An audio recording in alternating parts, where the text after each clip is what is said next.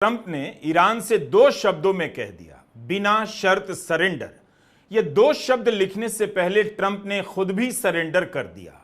Trump चुनाव प्रचार के दौरान युद्ध के खिलाफ लंबे लंबे भाषण दिया करते थे। कहते थे युद्ध कराने वाली लॉबी के लिए अमेरिका ने युद्ध किया, मगर अमेरिका को कुछ नहीं मिला, बर्बाद हो गया। इसलिए युद्ध रोककर वे फिर से अमेरिका को महान बनाएंगे। मागा, make America great again. America की जनता ने यकीन भी कर लिया। ईरान ने अमेरिका के सामने बिना शर्त के सरेंडर कर दिया है। ये बात डोनाल्ड ट्रंप सीधे तौर पर कहते हुए नजर आ रहे हैं। इसके सामने एक बड़ा सा क्वेश्चन मार्क लगाइए। ईरान के सुप्रीम लीडर आयतुल्लाह खामनेई की तरफ से क्या कुछ डोनाल्ड ट्रंप यानी कि अमेरिका को दो टूक जवाब दिया गया है, जिस पर अमेरिका ने ईरान के सुप्रीम लीडर से कहा कि ईरान को सरेंडर करना चाहिए। हमारे साथ वरिष्ठ पत्रकार मौजूद है रवीश कुमार, आप उनकी इस रिपोर्ट को देखिए। नमस्कार, मैं रवीश कुमार। ट्रंप ने ईरान से दो शब्दों में कह दिया, बिना शर्त सरेंडर। ये दो शब्द लिखने से पहले ट्रंप ने खुद भी सरेंडर कर दिया। ट्रंप चुनाव प्रचार के दौरान युद्ध के खिलाफ लंबे लंबे भाषण दिया करते थे। कहते थे युद्ध कराने वाली लॉबी के लिए अमेरिका ने युद्ध किया, मगर अमेरिका को कुछ नहीं मिला, बर्बाद हो गया। इसलिए युद्ध रोककर वे फिर से अमेरिका को महान बनाएंगे। मागा, make America great again. America की जनता ने यकीन भी कर लिया और अब ट्रंप ने उस जनता को अच्छे दिन के इंतजार में अकेला छोड़ दिया है और उस लॉबी के आगे सरेंडर कर दिया है, जिससे लड़ने का वादा कर ट्रंप सत्ता में आए थे। ट्रंप की भाषा अमेरिका के लिए अनजान नहीं, लेकिन ईरान को लेकर जिस तरह से उन्होंने लिखा है, उस भाषा में अभी तक नेतन्याहू ही बोल रहे थे। वैसे भी जब से ईरान पर इस्राइल ने हमला बोला है, ट्रंप की भाषा में यह छटपटाहट नजर आने लगी थी कि वे इस्राइल के पक्ष में उतरने के लिए कुलबुला रहे हैं, मगर बोल नहीं पा रहे हैं। बुला रहे हैं पूरी तरह से चले थे कि इजराइल के पक्ष में बोला जाए। 2015 के उनके एक इंटरव्यू से समझ सकते हैं। गार्डियन अखबार को उन्होंने इंटरव्यू दिया था। ट्रंप को यह याद दिलाने की जरूरत है कि उन्होंने 2015 में इराक के संदर्भ में कहा था कि इराक में हमने सद्दाम हुसैन को हटा दिया, लेकिन मुझे नहीं लगता कि उससे कोई मदद मिली। जिन लोगों पर सदियों से तानाशाह शासन कर रहे हैं, हम उन्हें बता रहे हैं अपना देश कैसे चलाएं।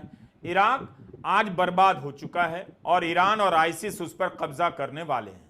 हमें अपना देश बनाना है। हम दूसरे की जमीन पर जाकर राष्ट्र निर्माण का काम कर रहे हैं। अमेरिका पर इसकी वजह से 19 ट्रिलियन का कर्ज हो गया है। हमें पहले अपना घर ठीक करना है।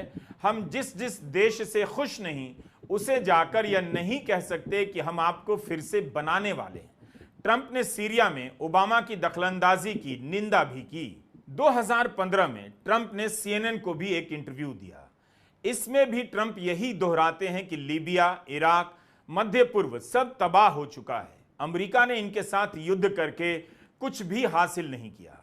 अगर मध्य पूर्व में गद्दाफी और सद्दाम हुसैन सत्ता में होते तो स्थिति बेहतर होती। सद्दाम हुसैन के बारे में ट्रंप कहते हैं वह भयानक शख्स था, लेकिन आज की तुलना में तब की स्थिति बेहतर थी। इराक में कोई आतंकवाद नहीं था और सद्दाम आतंकवादियों को मरवा रहे थे, लेकिन अब इराक आतंकवादियों का हार्वर्ड बन गया है। यही बात ट्रंप ने 2016 में भी कहा कि हर तरह का अत्याचार इराक में होने लगा है। ट्रंप ने कहा कि हम असाद को हटाने में कितनी शुगर हो रही है, आप लोग समझ सकते हैं। विद्रोहियों पर पैसा लगा रहे हैं जिनके बारे में हम कुछ भी नहीं जानते। 10 साल तक ट्रंप ने अपनी पूरी राजनीति इसी युद्ध के विरोध के ऊपर खड़ी की और कहा कि दूसरे देश में क्या हो रहा है, इसमें अमेरिका को नहीं पड़ना। अमेरिका की सेना का इस्तेमाल होता है, टैक्स पेयर का पैसा बर्बाद होता है। 2024 के चुनाव प्रचारों में युद्ध को रोकने और खत्म करने का मुद्दा बहुत बड़ा बन गया। ट्रंप ने कहा कि वे युद्ध को रोक देंगे, अमेरिका में अच्छे दिन आएंगे, लेकिन सब उल्टा होता हुआ दिखने लगा है। 13 जून से 17 जून के बीच ट्रंप ने तेजी से अपने समर्थकों से लेकर अमेरिका को समय दिया कि उन्हें पहचान लें, ट्रंप को पहचान लें। अंत में अपने समर्थक मीडिया, प्रभावशाली वक्ताओं की बातों को ठोकर मारते हुए बिना शर्त सरेंडर की चेतावनी जारी कर देते हैं। ट्रंप का यह ट्वीट कि बिना शर्त सरेंडर कई तरीके से पढ़ा जाना चाहिए, इसमें उनका भी कई तरीके से डोनाल्ड ट्रंप बिना शर्त के सरेंडर करने की बात कर रहे हैं, बल्कि अपने क्या ईरान प्रभावशाली सरेंडर समर्थकों से भी सरेंडर करने के लिए कह रहे हैं। Tucker Carlson, Republican senator Marjorie Taylor Greene, Steve Bannon, Alex Jones, Matt Gaetz खुलकर विरोध कर रहे हैं। चुनाव प्रचार के समय भी इन लोगों ने युद्ध का विरोध किया, अब भी कर रहे हैं। लेकिन क्या ये लोग भी सरेंडर कर देंगे? क्या इन्हें सरेंडर करना ही पड़ेगा अगर अमेरिका इस्राएल के पक्ष में युद्ध में उतर गया? तुलसी गबार्ड से लेकर जेडी वांस को भी ट्रंप के आगे सरेंडर करना होगा। इन सभी ने राष्ट्रपति चुनाव के समय युद्ध को अमेरिका के भविष्य को बर्बाद करने वाला बताया था। अब ये सभी क्या करेंगे? कनाडा से चलने के समय ही ट्रंप ने टकर कार्लसन पर तंज कर दिया कि उन्हें जरूरत है कि किसी चैनल पर जाएं जहां लोगों को भी उनकी बातें सुनने का मौका मिले। ट्रंप ने कार्लसन पर ताना मारा क्योंकि उन्हें फॉक्स न्यूज छोड़ना पड़ा था। अब वे स्वतंत्र रूप से पॉडकास्ट करते हैं। कनाडा से लौटते वक्त एयरफोर्स वन में तुलसी गबार्ड से भी किनारा कर लिया। ट्रंप ने कहा कि मैंने नहीं कहा कि मैं युद्ध विराम की कोशिश में हूं, मैं चाहता हूं कि सही मायने में सब कुछ अंत हो, युद्ध विराम नहीं अंत हो, ईरान परमाणु हथियार से पूरी तरह पीछे हट जाए। और अमेरिका पहुंचते पहुंचते ट्रंप असली रंग में आ जाते हैं। टकर कार्लसन फॉक्स न्यूज में एंकर हुआ करते थे, इन दिनों स्वतंत्र पत्रकारिता कर रहे हैं। ट्विटर पर इन्हें 16 मिलियन से अधिक लोग फॉलो करते हैं। जब फॉक्स में थे तो रोजाना 30 लाख लोग इनका शो देखा करते थे। टकर कार्लसन ने ट्रंप को अपना समर्थन दिया, अपने कार्यक्रम में बुलाया। अब अपने कार्यक्रम में कार्लसन ट्रंप के पुराने बयानों को याद दिला रहे हैं और ईरान पर हमले का खुलकर विरोध कर रहे हैं।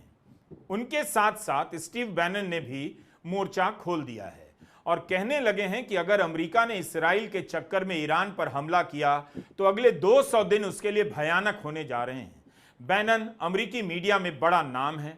ट्रंप के पहले कार्यकाल में कुछ महीने उनके रणनीतिकार भी रहे। टकर कार्लसन और स्टीव बैनन का कहना है अमेरिकी जनता को कभी सच्चाई बताई नहीं गई। इराक में अमेरिका असफल रहा, उसके 8,000 सैनिक मारे गए, 50,000 घायल हुए, $9 ट्रिलियन का नुकसान हुआ। केवल ट्रंप के बयान को मत देखिए, यह भी देखिए कि अमेरिका में बुला रहे हैं पूरी तरह से कि इजराइल के पक्ष में बोला जाए, को महान बनाने के वैचारिक साथी रहे, खूब वकालत की, लेकिन युद्ध का विरोध कर रहे हैं। यही नहीं, टकर कार्लसन ने रिपब्लिकन सांसद टेड क्रूज का इंटरव्यू किया है और इस इंटरव्यू में टेड क्रूज के पसीने छुड़ा दिए। टेड क्रूज भी राष्ट्रपति की दौड़ में शामिल थे। इस इंटरव्यू में टकर कार्लसन टेड क्रूज से पूछने लगे कि ईरान की आबादी कितनी है, तो क्रूज कहते हैं मैं नहीं जानता। कार्लसन कहते हैं जिस देश की आबादी के बारे में नहीं पता आप उस पर बम गिराना चाहते हैं। क्रूज से जवाब देते नहीं बना, अनाप शनाप तर्क कि मैं टेबल पर बैठकर आबादी नहीं गिनता। तो उसके बाद कार्लसन ने पूछ दिया कि ईरान की नस्लीय समुदायों के बारे में बताइए, किस किस समुदाय के लोग रहते हैं। तो क्रूज बोलने लग गए कि फारसी रहते हैं, शिया हैं, लेकिन बीच में ही जवाब छोड़कर बोलने लग गए कि मैं ईरान पर एक्सपर्ट नहीं हूं। कार्लसन भड़क गए और सीधा सवाल करने लगे कि आप ईरान के बारे में कुछ नहीं जानते। ऐसी सरकार के सेनेटर हैं जो ईरान की सरकार को गिराना चाहती है। 2003 का यह अमेरिका नहीं है जब एक ही झूठ चल रहा था, चल गया और अमेरिका उसे सही मानने लगा। यहां तो ट्रंप के समर्थक और उनके लिए प्रचार करने वाले भी अमेरिकी सत्ता प्रतिष्ठान की इस झूठ से लोहा लेने लगे हैं। जिन पर झूठ फैलाने का आरोप है वे भी झूठ के खिलाफ लड़ रहे हैं। अजीब है, कभी हवा पूरब से बहती है तो अगले पल पश्चिम से बहने लग जाती है। टकर कार्लसन ने जिस तरह से टेड क्रूज से सवाल जवाब किए हैं उससे यह भी पता चल जाता है कि सांसदों का जानकार होना कितना जरूरी है, वरना सत्ता के पीछे के खिलाड़ी किसी को भी अपना प्यादा बना लेंगे, आपको पता नहीं चलेगा। क्रूज के पास जवाब नहीं था तो टकर को कितनी फिक्र हो रही है आप लोग समझ सकते हैं। साजिश चल रही थी। इस पर कार्लसन और आक्रामक होकर कहने लग गए कि आप ट्रंप की हत्या की बात सही नहीं मानते। अगर आप सही मानते तो बदले में हमला कर देते, लेकिन आपने अभी तक हमला नहीं किया। तब क्रूज इस सवाल के जवाब में फंस जाते हैं, कहते हैं हम आज ही सैनिक हमला कर रहे हैं। तब कार्लसन कहते हैं कि हम का क्या मतलब है। क्रूज सकपका गए और कहने लगे मेरा मतलब हमारी मदद से इस्राएल हमला करने वाला है, हम उनका समर्थन कर रहे हैं। कार्लसन कहते हैं कि आप तो न्यूज ब्रेक कर रहे हैं। कल रात ट्रंप के सुरक्षा प्रवक्ता ने इस बात से इनकार किया कि हम किसी भी प्रकार के सैन्य कार्रवाई में इस्राएल की तरफ से काम कर रहे हैं। क्रूज कहते हैं कि हम बम नहीं गिरा रहे, इस्राएल गिरा रहा है। कार्लसन कहते हैं आपने कहा हम गिरा रहे हैं, हम पर जोर देते हैं। इन बातों का महत्व है। कार्लसन कहते हैं आप सेनेटर हैं, अगर आप कह रहे हैं अमेरिका ईरान के खिलाफ युद्ध लड़ रहा है तो लोग आपको सुन रहे हैं। हमें पता है कि हमारा वीडियो लंबा हो रहा है, लेकिन हिंदी के दर्शकों के लिए हमने कई सारी कड़ियों को जोड़ा है। इसे पूरा देखिए, समझिए कि कई तरीके से डोनाल्ड ट्रंप बिना शर्त के सरेंडर करने की बात कर रहे हैं। क्या ईरान सरेंडर फायर को लेकर इस तरह का एक सवाल गृह मंत्री अमित शाह या प्रधानमंत्री नरेंद्र मोदी से कर सकता है? वह उनके साथ लंच कर सकता है, लंच करने का फोटो दिखाकर शेखी बघार सकता है, लेकिन एक सवाल इस तेवर के साथ नहीं पूछ सकता।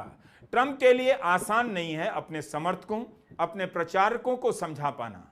ट्रंप अगर लॉबी के दबाव में युद्ध में शामिल होने का फैसला करते हैं तो अमेरिका में बहस की एक नई आंधी चल पड़ेगी। राष्ट्रीय खुफिया एजेंसी की प्रमुख तुलसी गबार्ड को भारत में भारतीय की तरह देखा जाता है, लेकिन अमेरिका में ऐसा नहीं। उनमें इतना साहस है कि सेनेट के सामने कह दिया ईरान ने बम बनाया है। इस तरह की कोई जानकारी नहीं है। तुलसी गबार्ड को लेकर अमेरिका के मीडिया में रिपोर्ट हो रहा है कि ट्रंप ने उन्हें उस मीटिंग में नहीं बुलाया जहां इस मामले को लेकर चर्चा होनी थी। कैंप डेविड की बैठक में तुलसी गबार्ड का नहीं होना अपने आप में सवाल खड़े कर रहा है। फॉक्स न्यूज ने रिपोर्ट किया है कि उस समय गबार्ड नेशनल गार्ड की ड्यूटी पर थी, मगर उन्हें कभी इस मीटिंग में आने का न्योता दिया ही नहीं गया। क्या ट्रंप गबार्ड से इसलिए किनारा कर रहे हैं क्योंकि वे ईरान की परमाणु क्षमता पर उनसे अलग राय रखती हैं? जब ट्रंप कनाडा से लौट रहे थे तभी एयरफोर्स वन में उनसे पत्रकारों ने पूछा कि तुलसी गबार्ड का ऐसा कहना है। तो आप लोगों ने इस वीडियो को शुरू से आखिर तक देखा। वीडियो के अंदर साफ तौर पर बात की गई है कि किस तरह से डोनाल्ड ट्रंप एक ट्वीट करते हैं कि ईरान बिना किसी शर्त के सरेंडर। इस तरह की बात यहाँ पर डोनाल्ड ट्रंप कहते हुए नजर आ रहे हैं। ईरान के आयतुल्लाह खामेनी सुप्रीम लीडर ने भी इस बात को क्लियर कर दिया कि ईरान किसी भी तरह से किसी के सामने भी सरेंडर करने के लिए तैयार नहीं है। एक तरफ डोनाल्ड ट्रंप कह रहे हैं कि हमने ईरान के एयर स्पेस पर पूरी तरह से कंट्रोल पा लिया है, लेकिन दूसरी तरफ ईरान सुबह सुबह जिस तरह से ताबड़तोड़ हमले इस्राइल के तेल अवीव के ऊपर करता हुआ नजर आ रहा है, उससे साफ तौर पर यह पता चलता है कि ईरान जो हमले कर रहा है वो समुद्री रास्तों से तो नहीं कर रहा, वो एयर स्पेस के जरिए से ही कर रहा है, यानी कि आसमानी तरीके से ही कर रहा है। तो कहीं ना कहीं ये स्थिति और ये परिस्थिति जो है दोस्तों, अमेरिका भी नहीं संभाल पा रहा, अमेरिका भी ईरान के ऊपर कंट्रोल नहीं कर पा रहा है। तो इसलिए कहीं ना कहीं वो बड़बोल या फिर डराने की या धमकाने की कोशिश ईरान को बार बार कर रहा है। अब ईरान को जिस तरह से एक ट्वीट किया गया जिसका विश्लेषण आप लोगों ने यहाँ पर रवीश कुमार सर की जबानी सुना, अब आप लोग इस बारे में क्या सोचते हैं, क्या समझते हैं? अपनी राय कमेंट सेक्शन में जरूर दीजिएगा।